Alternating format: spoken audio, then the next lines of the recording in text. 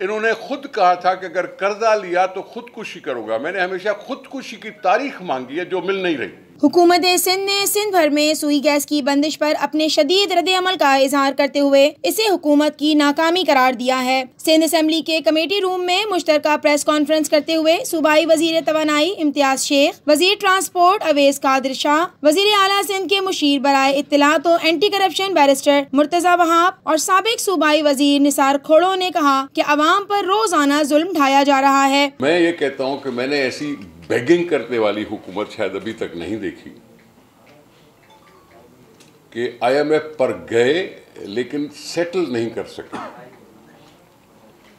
अवाम को धोखा देने के लिए आज वो खुद एतराफ़ कर रहे हैं कि हमने पेट्रोलियम बढ़ा दिया, गैस की कीमत बढ़ा दी, डॉलर को महंगा कर दिया, रुपये को डीवैल्यू कर दिया। हम पहले भी कहते थे कि IMF के साथ इनकी डीलिंग हो चुकी है और ये सिर्फ अपने ऊपर वो धब्बा या वो जो स्टैंप नहीं लगाना चाहते कि IMF की वजह से कर रहे हैं। हर तरफों वो चीज़ लोगों से पैसा बटोरने की वजह से पेट्रोल महंगा कर दिया कि जी कमाई हो। दुनिया में पेट्रोल की कीमत इतनी नहीं लेकिन यहाँ महंगी। आए दिन कोई ना कोई मसला खड़ा होता है और अब गैस की लोड शेडिंग भी शुरू कर दी गई, जिसके बायस पेट्रोल महंगा कर दिया। लगता है डॉलर की तरह वजीर आजम भी इस बात से लाइल्म होंगे। वफाकी हुकूमत मसला हल करने की बजाय अपनी नाकामी छुपाने के लिए इल्जाम तराशियों पर उतर आई है। अपने नाकामियों को से बचने के लिए लगे हुए हैं सियासत को बदनाम करने में, लगे हुए इल्जाम तराशी की सियासत करते हुए। हम कहते थे ना कि हुकूमत का मौक़िफ़ कमज़ोर है। जब इलेक्शन कमीशन इल्ज़ाम तराशी के तहत किसी भी बंदे को इलेक्शन में खड़ा होने से रोक नहीं सकती, तो फिर PAC पर एक फजूल किस्म का बहस करके एक स्टैंड बना के आपने देखा आज उन्होंने एग्री कर लिया कि जी शहबाज शरीफ साहब को पब्लिक अकाउंट्स कमेटी का चेयरमैन बना रहे हैं। लेकिन ये करते कराते हमारे 4 महीने गुजर गए कि असेंबलियां भी बुरी तरह से फेल रही, कि स्टैंडिंग कमेटियां नहीं बन सकी और कानून साजी भी नहीं हो सकी।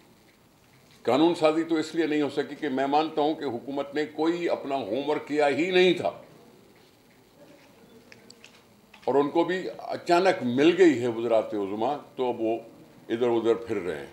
ऐसी यू टर्न लेने वाली हुकूमत हमने आज से कबल नहीं देखी। निसार खोड़ो ने कहा कि IMF से पहले ही डीलिंग हो चुकी है और तहरीक इंसाफ की हुकूमत अपनी नाकामियों को छुपा रही है। उन्होंने ऐलान किया कि सिंध में गैस की किल्लत के खिलाफ सूबे भर में एहतजाज किया जाएगा। प्राइम मिनिस्टर को कुछ और नहीं, सिर्फ नैब चेयरमैन के साथ मुलाकातें याद आएंगी तो फिर तो ये बातें तो होंगी।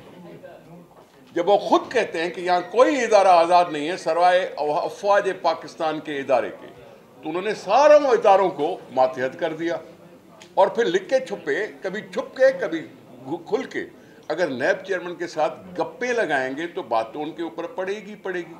लेकिन मैं कह रहा हूँ कि जनरल मुशर्रफ का एहतसाब न करो, क्योंकि वो कहता था एहतसाब वर्टिकल भी होगा, हॉरिजॉन्टल भी होगा, लेकिन हाजिर सर्विस पे नहीं होगा। और इस तरह से ये कह रहा है कि वर्टिकल भी होगा, हॉरिजॉन्टल भी होगा, लेकिन हुकूमती पार्टी पे नहीं होगा। ये ऐसा एहतसाब नहीं चाहिए इस मुल्क को। बैरिस्टर मुर्तजा वहाब ने कहा कि ये कैसी मदीने की रियासत है जहां घर की खवातीन गैस की किल्लत के बायस खाना नहीं बना सकती और गैस की किल्लत के बायस मईशत का पहिया जाम हो गया है। तहरीक इंसाफ हुकूमत में आने से पहले आइन की सरबुलंदी की बात करती थी, रूल ऑफ लॉ की बात करती थी, लेकिन इक़्तिदार में आने के बाद उन्होंने अपने हर अमल से ये साबित किया कि इस किताब की कोई अहमियत नहीं।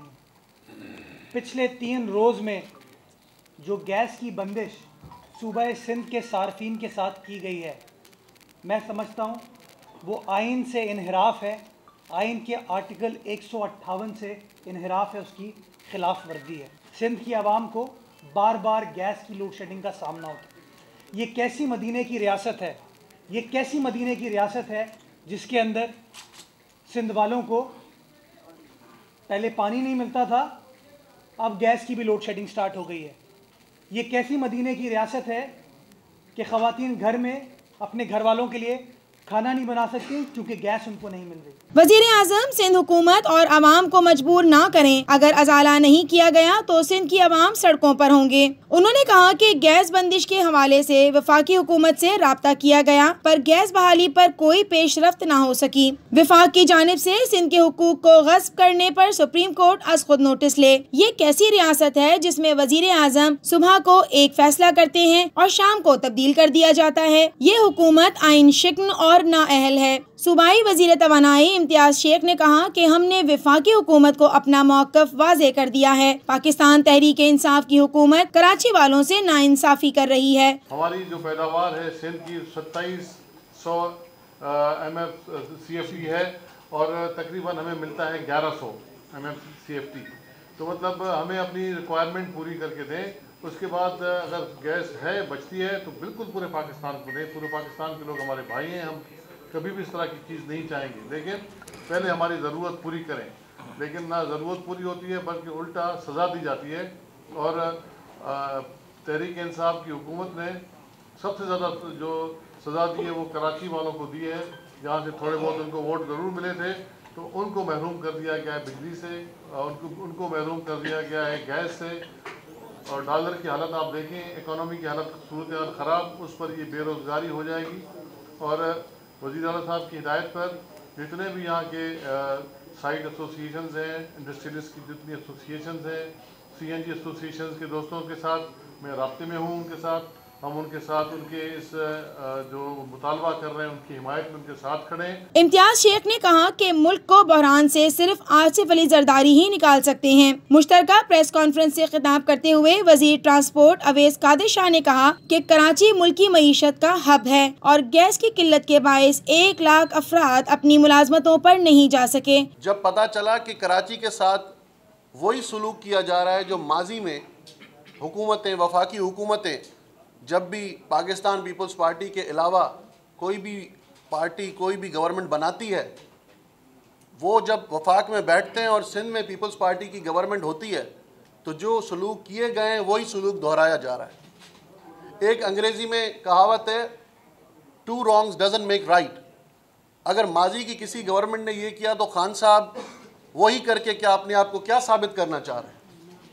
लेकिन पहले तो ये याद दिलाना पड़ेगा खान साहब को कि वो वज़ीर आज़म है, क्योंकि वो भूल जाते हैं, उनको टीवी पे पता चलता है कि वो वज़ीर आज़म है, घर पे पता चलता है, वो टीवी पे उन्हें बताया जाता है। अब ज़रा मैं आप लोगों के तवज्जुह से उनको बताना चाहूँगा कि हम लोग सिंध के नुमाइंदे हैं, सिंध पाकिस्तान का हिस्सा है, कराची बहुत बड़ा पाकिस्तान का मेट्रोपॉलिटन शहर है और प्राइम मिनिस्टर साहब यहाँ पे गैस की लोड शेडिंग की जा गई है और इतनी तवील और इतनी ख़तरनाक सिचुएशन जो इस वक्त इस सूबे में है वो पहले कभी पैदा नहीं हुई। एक सवाल के जवाब में सूबाई वजीर अवैस कादिर शाह ने कहा कि सिंध में रहने वाले भी पाकिस्तानी हैं, उनका भी ख्याल किया जाए। शायद पाकिस्तान में पाकिस्तान पीपल्स पार्टी के जियाले वो वाहिद तबका कह लें या फ़िरका कह लें कि जिनके गुज़रे हुओं को भी हिसाब देना है और जो अभी नहीं आए शायद उनको भी हिसाब देना है।